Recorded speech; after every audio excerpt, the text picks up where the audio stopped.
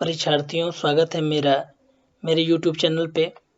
और ये जो चैनल है इस पे मैंने 12वीं एनसीईआरटी 12th की जो एनसीईआरटी है वो होम साइंस का उस पे आधारित वीडियो को बनाया है। उसमें लगभग आपके 70 प्लस प्रश्न होने वाले हैं, ध्यान देंगे। और ये जो गृह विज्ञान की सीरीज है यह जो है 12वीं की एनसीईआरटी पर आधारित है। मूल रूप से ये बिहार में जो एनसीईआरटी चलती है उसके पूरे देश में एक एनसीईआरटी है, लेकिन बिहार में जो एनसीईआरटी चलती है उसके सिलेबस पाठ्यक्रम के अनुसार इसको तैयार किया गया है।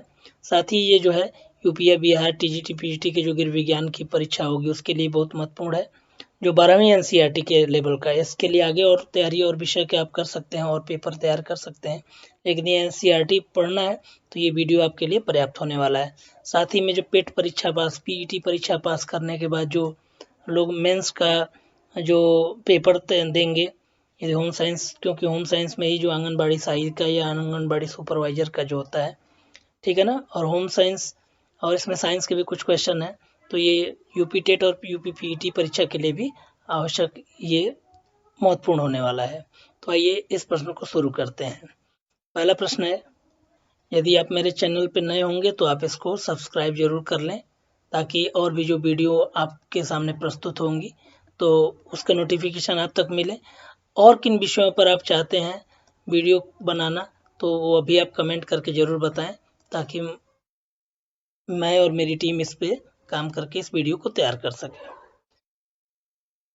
पहला प्रश्न है कि एक दूध पिलाने वाली जो माता है उसको पहले 6 महीने तक, ठीक है, तो प्रसव के 6 महीने बाद तक का जो समय होता है उसमें बच्चों को केवल दूध पर निर्भर रहना होता है, तो माता को जो है 25 ग्राम अतिरिक्त जो है प्रोटीन देना चाहिए। अगला प्रश्न बहुत ही महत्वपूर्ण प्रश्न है कि वृद्धि और विकास, ग्रोथ और डेवलपमेंट जो होता है बच्चे का, वो चाहे उसके अंगों का विकास हो या उसके मस्तिष्क का विकास हो, इसके लिए क्या जरूरी होता है कि ये पोषण, जो भोजन खान पान होता है, वातावरण, ठीक है, अंतःस्रावी ग्रंथियां यदि सब कुछ सही काम करती हैं, ठीक है ना, तब जाके उसका सही विकास और वृद्धि हो पाता है। तो इसका जो सही उत्तर हो जाएगा वो डी हो जाएगा। अगला प्रश्न है कि ढोकला किस विधि से बनाया जाता है, तो ढोकला ये गुजराती व्यंजन होता है, ठीक है ना। और ये चना का दाल या बेसन का बनता है, तो ये वाष्पन भाप विधि द्वारा पका के बनता है। दक्षिण भारत का जो वो है इडली है, ये भी जो है वो भाप विधि द्वारा पका के बनता है। चौथा प्रश्न है जो रेशा और धागे चैप्टर से संबंधित है, तो रेशा जो मजबूत होता है तो सबसे जो मजबूत है वो नायलॉन का धागा माना जाता है, ठीक है, तो आप याद रखेंगे। और रेयान और नायलॉन जो है ये दोनों क्या है, ये रासायनिक तंतु के उदाहरण हैं। रासायनिक तंतु, धागा को तंतु भी कहते हैं, फैब्रिक भी लिख सकता है, इसको याद रखेंगे। और ये जो इसमें यदि प्राणीजनित या जैसे क्या हो गया, ये वनस्पतिक रेशा हो गया वनस्पतिक, और ये जो रेशम हो गया ये प्राणिज।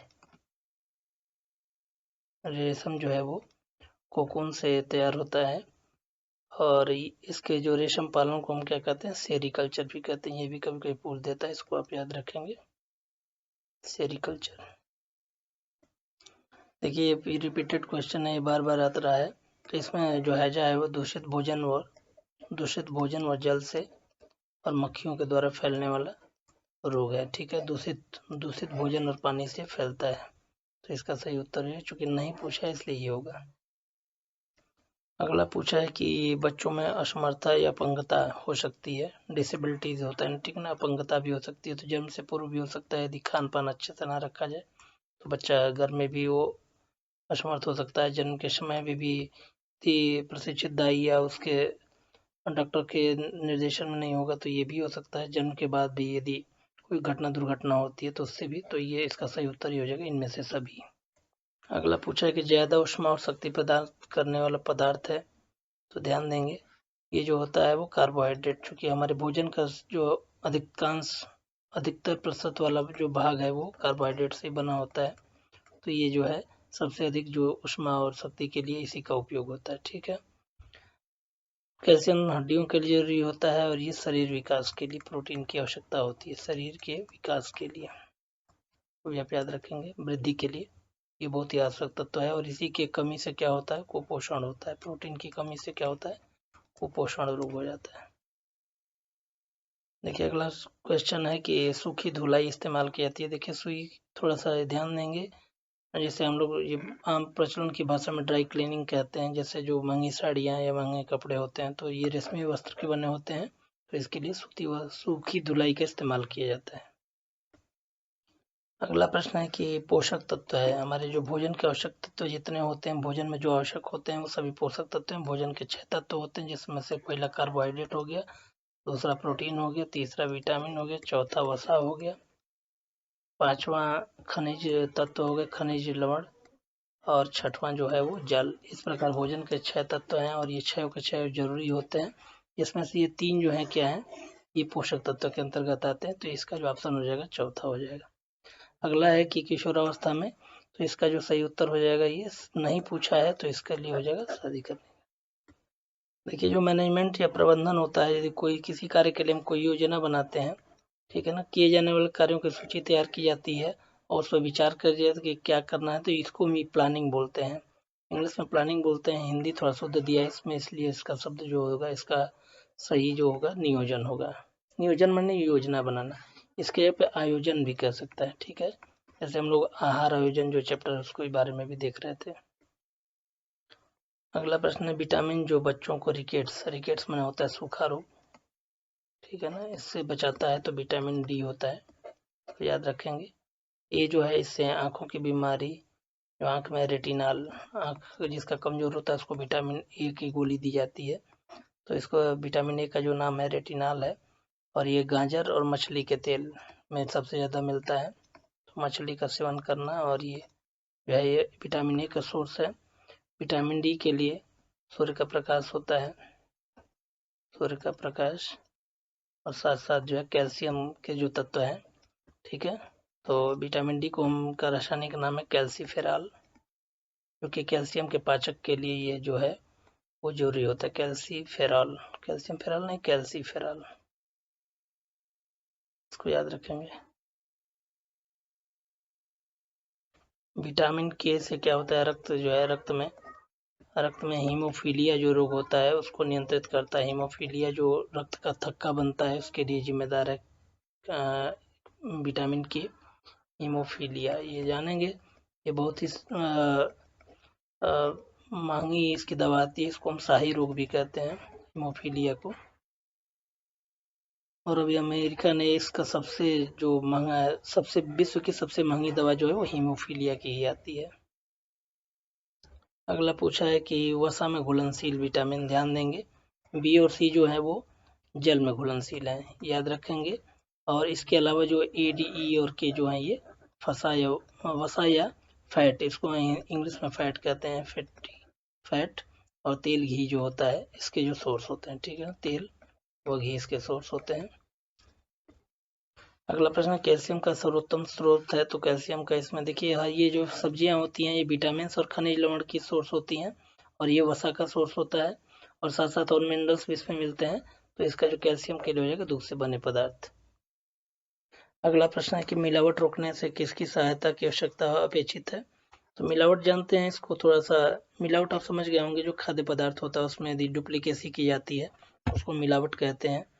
तो इसके लिए जो सही इसका आंसर होगा वो आम आदमी जागरूक होगा तो इससे मिलावट रोक सकती है। खाद्य निरीक्षक जो नियुक्त किए जाते हैं उसके कारण भी, और ये जो मिश्रण अधिनियम है ये जितना कठोर होगा तो इसका जो सही ऑप्शन हो जाएगा ये अपमिश्रण भी इसको कहते हैं, ध्यान देंगे। अपमिश्रण भी कहीं कहीं आपको लिखा हुआ मिलेगा। तो अपमिश्रण मतलब होता है खाद्य पदार्थों में मिलावटखोरी, इसको हम अपमिश्रण करते हैं, ध्यान देंगे। ये जो है पूछा है कि निम्नलिखित में से कौन सा शारीरिक विकास, तो जैसे किसी का शरीर का वजन बढ़ता है तो शारीरिक विकास लंबाई बढ़ती है, तो ये दांत वगैरह भी।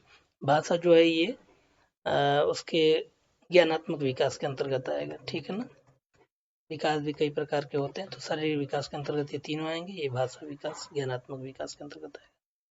अगला प्रश्न है कि कौन सा कपड़े की धुलाई के अंतर्गत नहीं आता है, तो धुलाई करने में दाग धब्बे छुड़ाते हैं, उसको हम सुखाते भी हैं, उसको हम फिर आयरन करते हैं।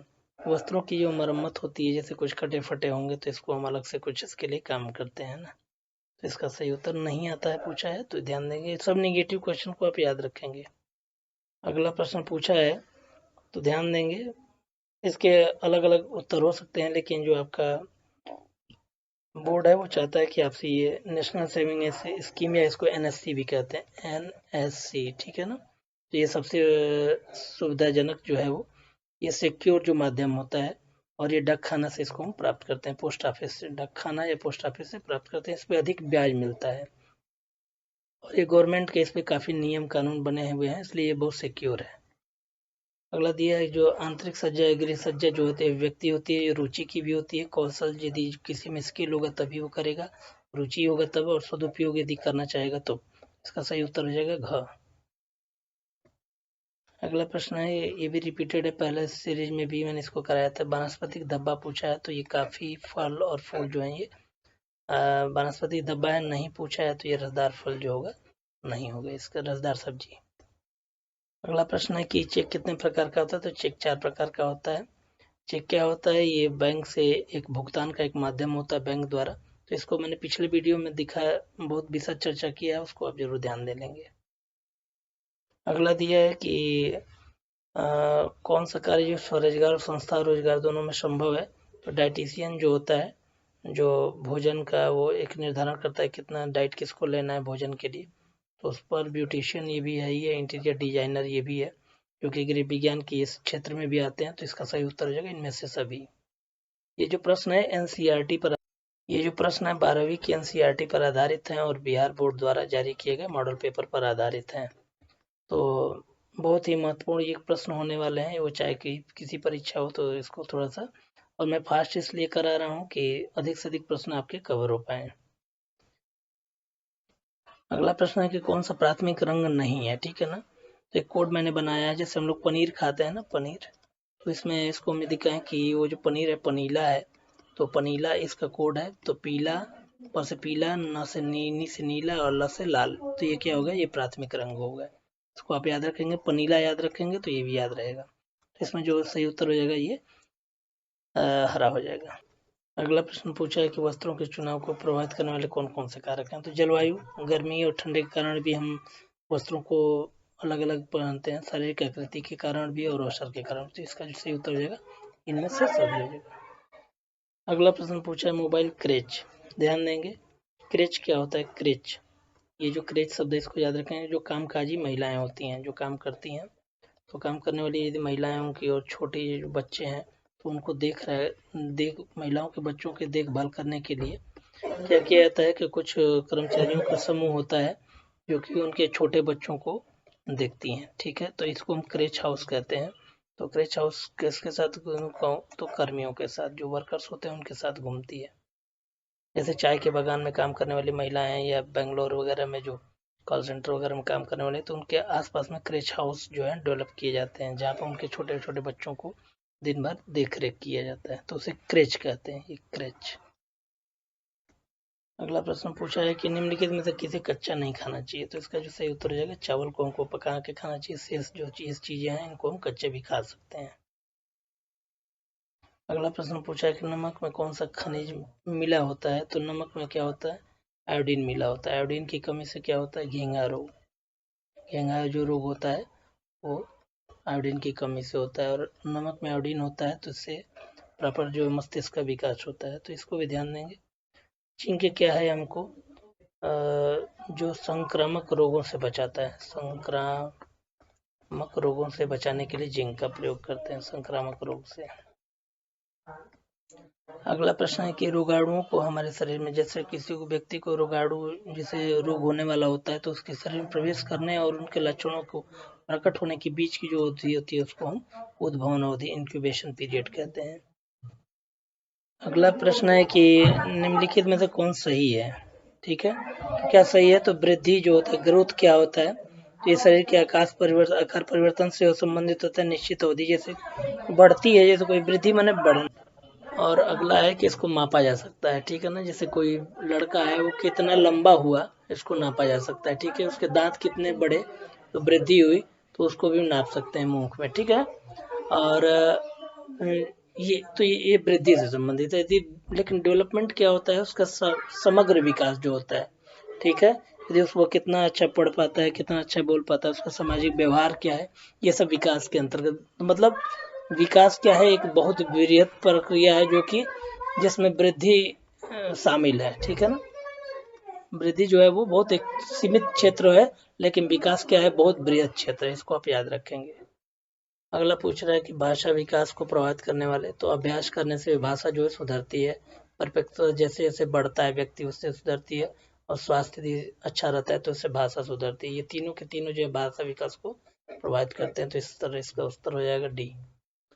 अगला पूछ रहा है कि अपमिश्रण, अपमिश्रण को क्या होता है, जो एडल्ट्रेशन होता है, मतलब यदि किसी वस्तु में उसको नकली को सही बता के बेचें, बासी को ताजा बता कर बेचें, गलत लेबल बता के बेचें, मतलब भ्रमित करके बेचें, तो ये इसका जो सही ऑप्शन होगा अपमिश्रण के उदाहरण है।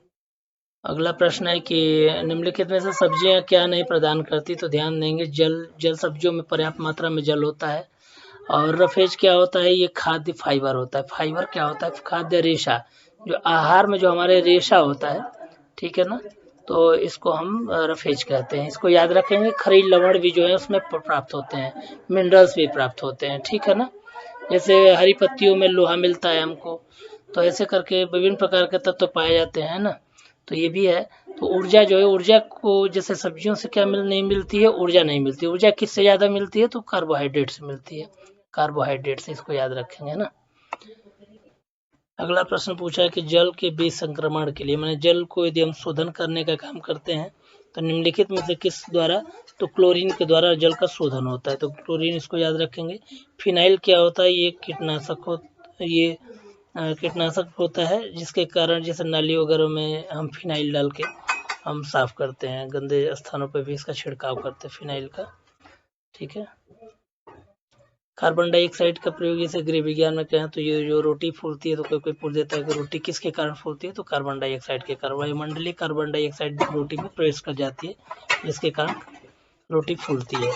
अगला प्रश्न है कि शरीर की आधारशिला किस तत्व को कहा जाता है, तो भोजन में ये प्रोटीन जो होता है इसको ही शरीर की आधारशिला कहा जाता है, ठीक है। विटामिन क्या करते हैं, शरीर में रोगों से लड़ने की क्षमता प्रदान करते हैं, और ये हमारे शरीर के लिए आवश्यक तत्व है, जिससे विभिन्न प्रकार, जैसे कैल्शियम है, तो कैल्शियम से क्या होता है, हड्डियां मजबूत होती हैं, तो इस तरह से इसको आप याद रखेंगे, बोन्स जो होती हैं मजबूत होती हैं। अगला प्रश्न है कि गृह विज्ञान का प्रमुख उद्देश्य है, तो बताते चलें। इसमें कुछ लोग इसमें ये पारिवारिक जीवन को उत्तम और सुविधापूर्ण बनाना है। अगला प्रश्न है कि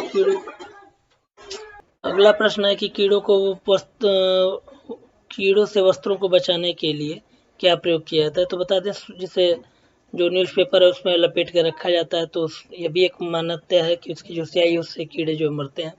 नेफ्थलीन या जो फिनाइल की गोली, इसको भी, और यह कपूर की गोली भी लिख सकता है, ठीक है ना। तो ये तीनों की जो गोलियां आती हैं मार्केट में बिकती हैं, और उससे कीड़े जो हैं वो कीड़ों से बचाया जाता है। सूखी नीम की पत्तियां, तो इसका जो सही उत्तर हो जाएगा इनमें से सभी। ये बोर्ड द्वारा जारी की गई उत्तरमाला से संबंधित इसके उत्तर दिए गए हैं। अगला ये साबुन बनाने में प्रयोग होता है, तो साबुन बताते चलें, एक क्षारीय तत्व होता है। साबुन क्या होता है, साबुन जो होता है वो ध्यान देंगे, साबुन सोडियम और पोटेशियम जो लवण होते हैं, Na और K, पोटेशियम को K बोलते हैं, इनके वसीय अम्लों का मिश्रण होता है। इसमें कौन कौन से जो होते हैं अम्ल का प्रयोग किया जाता है, कुछ साबुन का प्रयोग देखिए, सोडियम स्टेराइट, सोडियम ओलिएट, सोडियम पल्मिटेट, ये साबुन के उदाहरण है ना। और साबुन में वसा और तेल पाए जाते हैं। सोडियम का जो साबुन होता है वो कठोर होता है, तो इसका कपड़ा धोने के लिए प्रयोग होता है। पोटेशियम साबुन जो होता है मुलायम होता है, इसका उपयोग नहाने में और दाढ़ी बनाने में किया जाता है, ठीक है। और इसके अलावा कार्बोलिक जो साबुन होता है, इसका उपयोग जो होता है त्वचा से संबंधित जो रोगों का इलाज होता है और कीटाणुनाशक के रूप में किया जाता है, इसको आप याद रखेंगे। तो इस प्रकार इस क्वेश्चन का सही उत्तर जो हो गया ये, इसमें बेसन का भी प्रयोग किया जाता है, तो इसका सही उत्तर हो जाएगा इनमें से सभी। अगला प्रश्न है कि धातु का नल जो है वो साफ करने हेतु प्रयोग आता है, तो इसका जो सही उत्तर हो जाएगा नींबू और सिरका। जनरली जो नल होते हैं क्या होते हैं, पीतल के बने होते हैं, ठीक है ना, पीतल। और ये भी क्वेश्चन पूछ सकता है कि पीतल के बर्तनों को साफ करने के लिए जो खट्टे फलों को से हम, यदि खट्टे चीज़ों से हम साफ करते हैं, तो ये बर्तन जो है साफ हो जाते हैं बहुत अच्छे तरीके से। फिनाइल का जो प्रयोग है वो शौचालय को साफ करने में, शौचालयों को साफ करने में होता है ना। हाइड्रोक्लोरिक अम्ल क्या होता है, ये अम्ल है एक प्रकार का, और इससे भी इसी को हम, ये तेजाब के कच्चा तेजाब नहीं होता है, तेजाब को नाइट्रिक अम्ल बोलते हैं। और ये जो होता है, जब मेटल का स्क्रबर आता है तो लोहे का जूना, तो इसका जो सही उत्तर हो जाएगा नींबू सिरका होगा। अगला प्रश्न है कि किस रोग में ज्वर के साथ, ज्वर मना होता है फीवर, बुखार, ठीक है ना, बुखार के साथ साथ जीभ सूखती है और उसमें सफ़ेद पदार्थ जमने लगते हैं। तो सफ़ेद पदार्थ का जमना ये जो है जीवाणु, जीवाणु या इसी को बैक्टीरिया भी कहते हैं। बैक्टीरिया का इन्फेक्शन जब होता है तो बैक्टीरिया से इसमें जो है टाइफाइड, टाइफाइड जब होता है तो इसके कारण जो जीभ है वो बहुत सूखती है, बार बार प्यास लगता है, तो ये हो जाएगा इसका उत्तर। ये इसमें क्या होता है, टेटनस में क्या होता है, ये गर्दन और गला जो है जाम हो जाता है, इसको गर्दन और गला जाम होने की बीमारी कहते हैं। ये ऐसे लोहे का जो होता है मूर्छा लगे हुए यदि कोई यंत्र जिसमें ब्लड से संपर्क में आते हैं तो टिटनस होता है। टिटैनी, टिटैनी इसका जो हो वायरस होता है। इसका भी जो वायरस है उसका नाम है, जीवाणु का नाम, टाइफाइड के जीवाणु का नाम है बैक्टीरियम साल्मोनेला टाइफी। तो इसको याद रखेंगे, ये जीवाणु जनित रोग है, ये भी जीवाणु जनित रोग है। अगला प्रश्न है कि जन्म के समय बच्चे की औसत लंबाई क्या होनी चाहिए। तो बच्चे की जो औसत लंबाई होती है 50 सेंटीमीटर, यदि इंच में कहे तो 20 इंच, ठीक है ना। यदि भारतीय इसमें शब्द जोड़ देता है तो ये 40 सेंटीमीटर तक होगा, ठीक है ना, 40-42। अगला प्रश्न है कि किसान विकास पत्र हम कहाँ से खरीदते हैं। तो किसान विकास पत्र जो होता है वो डाकघर से खरीदते हैं, डाकघर, ठीक है ना, या पोस्ट ऑफिस भी लिख सकता है, तो इसको याद रखेंगे पोस्ट ऑफिस। दोनों ही उत्तर सही है। अगला पूछा कि प्रोटीन का सर्वोत्तम सोर्स है। तो देखिए इसमें सब्जियां जो होती हैं वो विटामिन मिनरल्स के लिए होती हैं, चावल जो होता है कार्बोहाइड्रेट के लिए होता है, तो इसका सही उत्तर हो जाएगा मांस, मछली, अंडा जो होता है ये प्रोटीन का सर्वोत्तम सोर्स है। यदि शाकाहारियों के लिए पूछेगा तो शाकाहारियों के लिए क्या होता है, सोयाबीन, सोयाबीन जो होता है ये शाकाहारियों का जो मांस जो प्रोटीन होता है उसको ये पूरा कर देता है। अगला क्वेश्चन है कि विटामिन बी किस विटामिन के अभाव में होता है। तो विटामिन बी जो होता है, विटामिन बेरी बेरी जो होता है विटामिन बी के, सॉरी विटामिन, ये बेरी बेरी जो है रोग है, और इससे क्या होता है हमारा यकृत प्रभावित होता है, लीवर, ठीक है ना। तो विटामिन बी की कमी से ये होता है।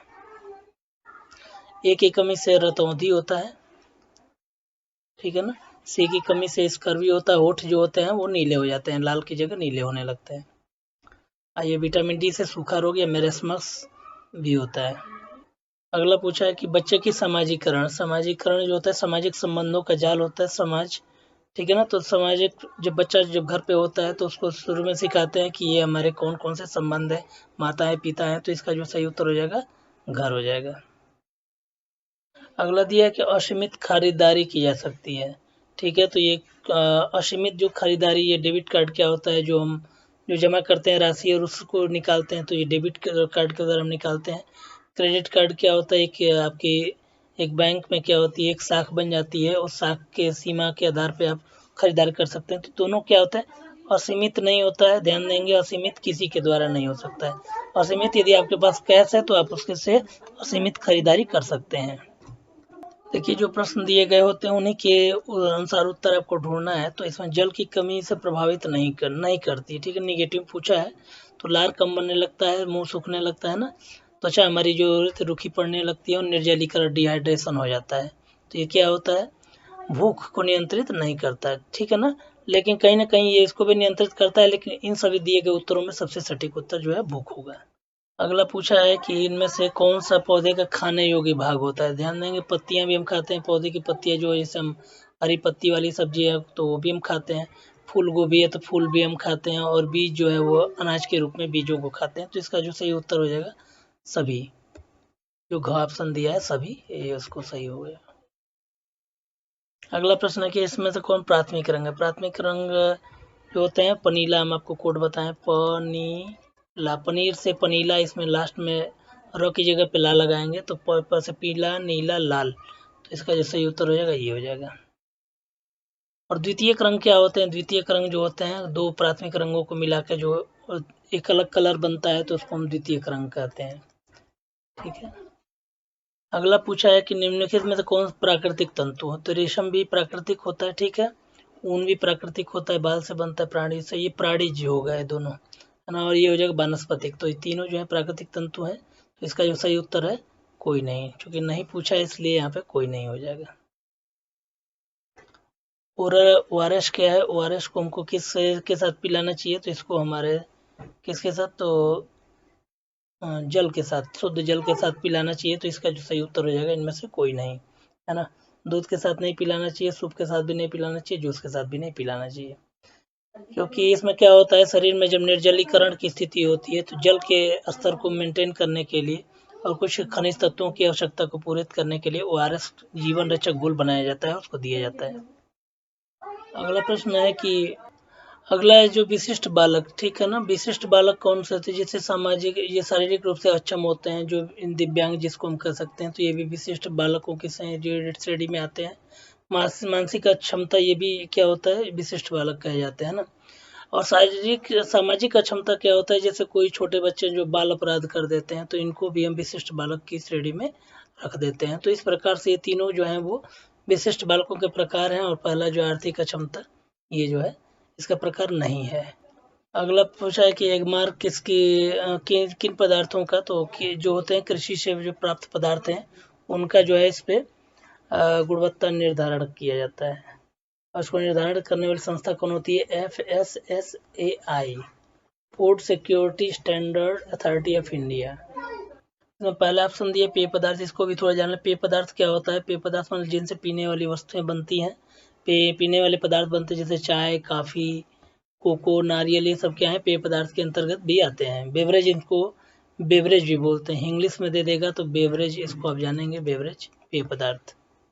अगला प्रश्न है कि विकासात्मक मनोविज्ञान किसका लाभदायक किसके लिए है, तो विकासात्मक मनोविज्ञान, यदि मनोविज्ञान हम जानेंगे कि बच्चों के जो आयु के अनुसार क्या क्या बदलाव होते हैं, तो शिक्षकों के लिए आवश्यक है, बच्चे जानेंगे कि हमारे में क्या क्या बदलाव होना है, तो इनके लिए भी ये लाभदायक है, और अभिभावक भी जानेंगे तो इनके लिए लाभदायक, तो इसका सही उत्तर हो जाएगा इनमें से सभी के लिए।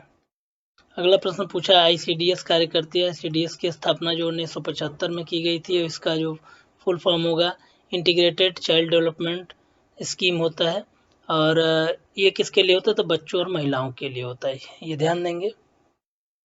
इसको हिंदी में एकीकृत बाल विकास योजना भी कहते हैं, ठीक है। अगला प्रश्न है कि मानकीकरण चिन्ह जो है दर्शाता है, मानकीकरण के लिए इसको बनाने के लिए ISI ऐसे करके एक चिन्ह बना होता है, तो ये ISI क्या करता है, वस्तु की गुणवत्ता को बना रहता है, ठीक है ना। ये प्रचार भी आता है, होगा आप लोग देखे होंगे पंखा पर, जैसे ये सभी जितने उपभोक्ता वस्तुएं हैं, जैसे खाद्य पदार्थ नहीं, जो उपभोक्ता वस्तुएं हैं, जैसे पंखा है, टीवी है, फ्रिज है, तो इन पर क्या है, ये ISI मार्क जो है वो आपको मिलेगा। सिलेंडर है, जो गैस सिलेंडर है, आप उस पर देखेंगे तो उस पर मिलेगा। कुकर है, तो इस पर भी आपको देखने को ये मिलेगा ISI मार्क, और ये जिस पे मार्क बना रहता है मतलब उसकी गुणवत्ता जो होती है बहुत अच्छी होती है। अगला प्रश्न है कि उपभोक्ता संरक्षण अधिनियम, ठीक है ना, कंज्यूमर प्रोटेक्शन एक्ट जो होता है, तो ये जो है कब लॉन्च हुआ था, तो 1987 में लॉन्च हुआ था। ये होता क्या है कि जैसे हम कोई भी वस्तु खरीद के लाते हैं, यदि उसकी गुणवत्ता सही नहीं है, दुकानदार को वापस करते नहीं देता है, तो उसको हम क्या कर सकते हैं, कंज्यूमर फोरम, इसके लिए बनाया गया, क्या बनाया गया, कंज्यूमर फोरम, कंज्यूमर फोरम बनाया गया, और यहाँ पे आप जाके इसको आप वहाँ पे कंप्लेन आप कर सकते हैं, और उसका पूरा क्षतिपूर्ति प्रतिपूर्ति आप प्राप्त कर सकते हैं। तो ये 1987 में बनाया गया था। देखिए एक प्रश्न का स्पष्टीकरण है जैसे चेक के प्रकार पूछेगा, तो चेक के प्रकार यदि आप बैंक या आप नेट पे खोजेंगे तो इसके 4 प्रकार दिया है, लेकिन जैसे इसमें खुला चेक भी एक दिया है, लेकिन आपकी किताब के सिलेबस के अनुसार 3 प्रकार के चेक होते हैं, इसको आप याद रखेंगे, ठीक है ना। वाहक चेक होता है, वाहक चेक जो होता है कौन होता है, जैसे कि जब आप बैंक में लेके जाते हैं, यदि आप चेक कटवा के लेके जाते हैं, तो जो लेके जाता है उसको ले जाने वाले को उसको पैसा जो है वो प्राप्त कर सकता है, इसको आप स्क्रीनशॉट ले लीजिएगा। दूसरा होता है आदेशक चेक होता है, और तीसरा जो होता है रेखांकित चेक। रेखांकित चेक में क्या होता है कि यहाँ पे कोने में हम क्रॉस कर देते हैं, तो इसके से जो व्यक्ति है वो उसके खाते में, किसी व्यक्ति के खाते में ही जा सकती है राशि, ठीक है ना। और आदेशक चेक होता है, इस पर जो होता है जो चेक काटकर और आदेशक लिख दिया जाता है कि उसी व्यक्ति को किया जाए, ठीक है ना, जिसका नाम उस चेक पर हो। तो इस 3 प्रकार के चेक हो गए। इसको आप याद रखेंगे, स्क्रीनशॉट इसका ले लीजिए। तो इसमें